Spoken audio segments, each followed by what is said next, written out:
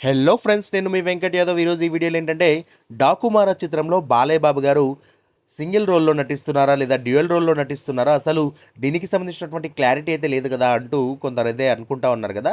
So, లేదండి, ఇప్పుడు ఇంకొక అప్డేట్ అయితే తెలుస్తా ఉంది. ఏకంగా సింగిల్ గాదు, డబల్ గాదు, ఏకంగా త్రిబుల్ షేడ్స్‌లో అయితే బాలయ్య బాబు గారి క్యారెక్టర్ అయితే ఉండబోతుందనైతే తెలుస్తా ఉంది. అది త్రిబుల్ రోలా? లేకపోతే డ్యూయల్ రోలా? లేకపోతే సింగిల్ క్యారెక్టర్‌తోనే 3 షేడ్స్‌లో కనిపిస్తారా అన్నది తెలియాల్సయితే ఉందనమాట.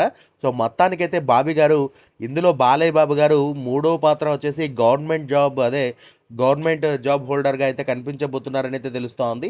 సో, మరి ఆ పాత్ర ఏ విధంగా ఉండబోతుంది అన్నది కూడా ఆయన రివీల్ అయితే చేయలేదు గానీ, సెకండ్ హాఫ్‌లో అయితే ఆ రోల్ అయితే వస్తుందనైతే చెప్పారనమాట. సో, మొత్తంగా బాలయ్య బాబు గారికి సంబంధించినటువంటి 'డాకుమార' చిత్రానికి సంబంధించి రోజు రోజుకు హైప్ క్రియేట్ చేస్తా ఉన్నారు బాబీ గారు అండ్ ప్రొడ్యూసర్ నాగవంశి గారైతే. సో, మరి వెయిట్ చేసి చూద్దాం. మరి ఇంకో 10, 15 రోజుల్లోనే ఈ మూవీ మన ముందుకైతే రాబోతా ఉంది కాబట్టి నెక్స్ట్ లెవెల్ మాస్ జాతర అయితే సంక్రాంతి బరిలో క్రియేట్ చేస్తుంది 'డాకు మహారాజ్' అనేది అనుకుందాం. సో, ఇప్పటి వరకు రిలీజ్ అయినటువంటి సాంగ్స్ అయితే మస్తున్నాయి మరి.